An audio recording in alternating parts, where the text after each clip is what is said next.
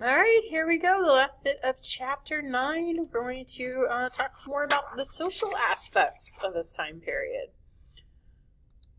So, before you have industrializations, Americans are going to consider themselves by rank. So, notable families, they have a higher status than those of lower orders. A lot of this has to do with wealth. Rural people shared common culture in spite of economic differences, including church affiliation. So if you lived out in the country, there are not a lot of options. So you were definitely going to go to kind of the same church as everybody else. Because a lot of times, small town, you only have one church. And if you're lucky, you have a minister. A lot of times they would have a traveling minister who they would see every couple of weeks or once a month or something like that.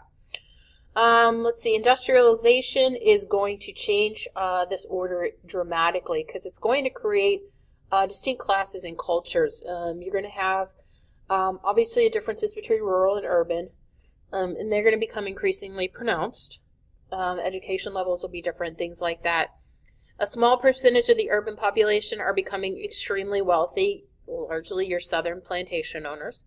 By 1860, top 10% of the wealthy in the United States owned 70% of the wealth. Really, that's not much different than today. Taxes are mostly paid by consumers as tariffs on products. So basically, they pay taxes on products. So think sales tax. It's not quite the same, but that's kind of an idea of what you can think of. There are no federal taxes on individual and corporate income. So that came in with the 16th Amendment, the Federal Tax Amendment, Income and Tax Amendment, and that is not going to be till the Progressive Era in the early 1900s. So people don't pay any kind of taxes on their income. The affluent try to distinguish themselves from the middle and poor classes, basically through dress and personal property. Opulence, a lot of glitz and glamour. Let's see. Cities are going to become divided by class, race, and ethnicity. You are going to have Irish immigrants living in one part of town, Italian immigrants when they start coming living in a different part of town. And that's why when you go places like New York City, which are old cities, you have a Little Italy and you have a Chinatown and you have, a place where all the Irish restaurants are and that kind of stuff. This portrait right here, you can see this is a wealthy family. You can tell that by the fact that there is wallpaper on the walls. All the portraits hanging all have these fancy frames on them. These things are all hand-carved and hand-built. Carpets on the floor. These are hand-woven. This is not like what we know today. You've got a child at a piano, which means they have leisure time. They have time to teach their children how to play a piano. That kind of stuff. So this will be considered very wealthy during that time period. And just the fact that they're sitting around. If you're a farming family, you work from from sun up to sundown, and by then you eat dinner and you go to bed. You might have a little bit of time on a weekend, on a Sunday, because that's your church day. But generally, you're working all the time, because it is a lot of work. All right.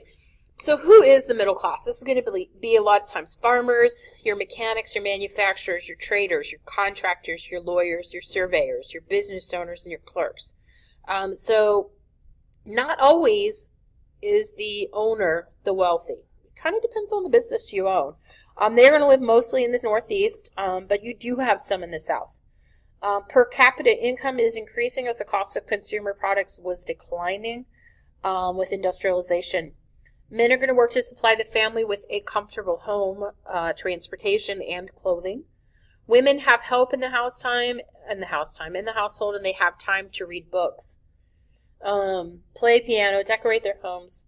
They're going to focus on moral and mental discipline.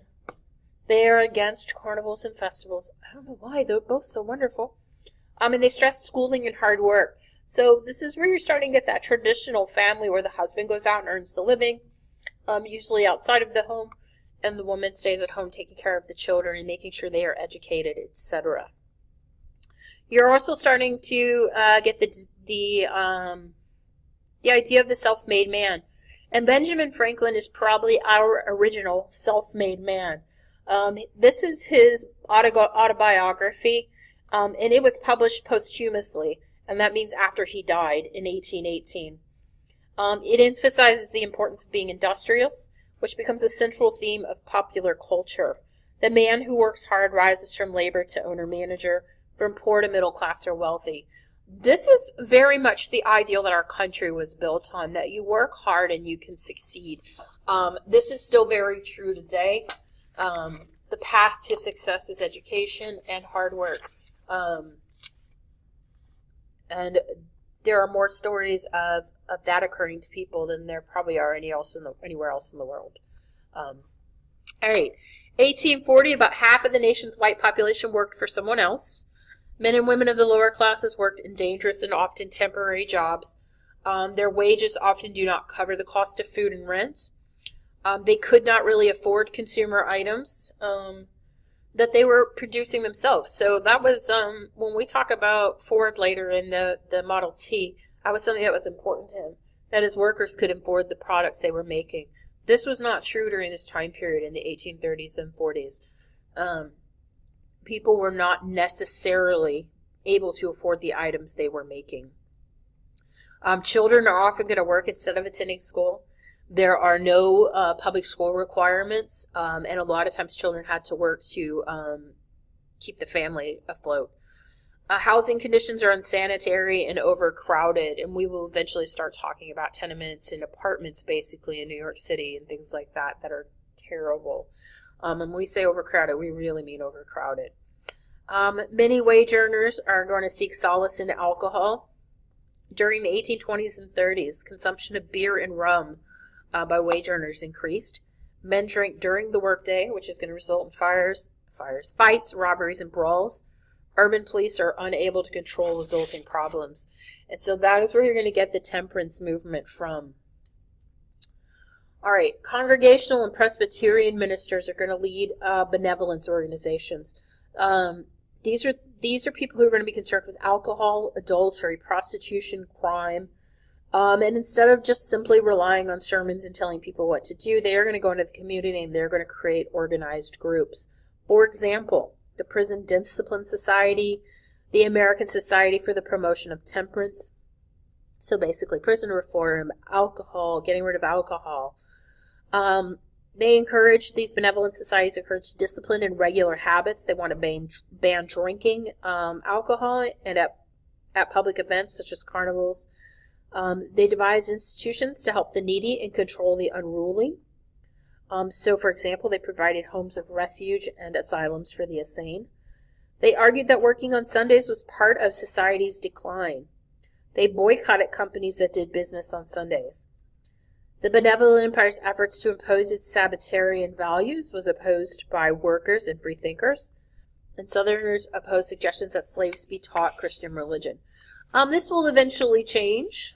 They are going to basically force their slaves to be Christian, but initially they don't think it's the best idea. They don't want their slaves getting ideas. All right. So this here is Charles Grandison Finney. Doesn't he look like a great guy? So you're going to have these intense conversion experience that Finney has. That's going to lead him to his career as a minister. And he is part of the Second Great Awakening. So remember, First Great Awakening's in the 1700s. Second is in the 1800s. Basically, the idea is that God has made man a moral free agent with the ability to choose salvation, so the idea of free will.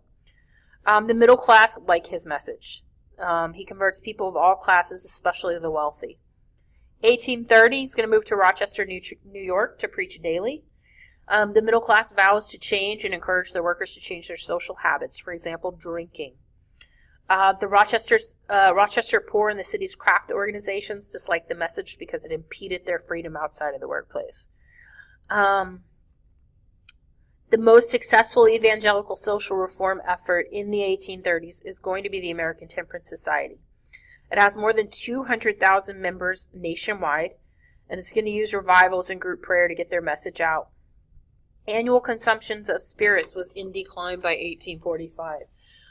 So they don't get an amendment until the early 1900s to basically outlaw alcohol and the sale and distribution of alcohol, but you will have a decline in it. because of all these people going around and advocating. I mentioned earlier that women were the largest, actually I think we mentioned it in class, that women were the largest proponents of temperance. And I will tell you, it goes back to the idea of men going out and spending all the family's money on alcohol, coming home drunk and either doing nothing or beating their children or their wife, becoming violent, that kind of stuff. So basically drinking away the family money and becoming abusive are going to be a lot of the reasons that women will kind of latch on to this idea. They believe that without alcohol, men will come home and do the right thing, which is not really what happens, but that's what they think. So this is a famous cartoon here. This is the drunkard's progress from the first glass to the grave. So you can see on the first glass, he's, drinking with a friend there. And then he's going to drink another glass, kind of to keep warm. By step 3, he's already had a glass too much. But he keeps on. So then he's going to drink some more. He's drunk and righteous. Then by step 5, the summit attained, jolly companions, a confirmed drunkard. Step 6, you do a lot of drinking, poverty, and disease. By step 7, you are forsaken by friends. By step 8, desperation and crime. And then by the time you get to the last one, death by suicide. So the progression of a drunkard. So I always think that's interesting. Okay. Most immigrants between 1840 and 1860 avoided the South, largely because of slavery. They don't want to get involved. Your poorest migrants are fleeing famine in Ireland. So you have the Great Potato Famine in Ireland. It happens in the 1830s into the 1840s. It is going to push a lot of Irish people out of Ireland and into the United States, where they're going to have better opportunities. It's not going to be great, but it's definitely better than starving in Ireland. Most of them are going to settle in New England and New York. They will live in squalor in urban areas. Catholics, which is what these Irish largely are, as Catholic, are going to build charitable societies, orphanages, militia companies, parochial schools, and political organizations. You're going to have a surge in nativism. I believe we've talked about this before, but nativism is the idea that a native-born person to the United States is better than an immigrant, despite the fact that many of these native-born people, their parents were immigrants or their grandparents were immigrants. So you're going to have a lot of anti-Catholic sentiment coming up as a number of Catholics increase in the Protestant nation, which is what we had traditionally been at that point. Samuel F.B. Morse of Morse codes and the telegraph, foreign conspiracy against the liberties of the United States, argued that Catholics would obey the Pope and not the Republican government. So when you wonder why people are always so scared of the Catholics, they think that then the Pope's going to come and take over their country. And this is a fear that people had. Economic problems are going to get worse. Anti-Catholic sentiments are going to get higher. You're going to have more arguments, basically more people in favor of immigration restrictions. So that's going to lead us into our next chapter. I'm getting very excited. We're going to be getting to Andrew Jackson, who is one of my favorite presidents. I'm going to say he's number 2, Richard Nixon being number 1. I may ask you that one day. Just remember that. All right, well, I hope you all have a good morning, afternoon, or evening, and I will speak to or see you soon. Bye.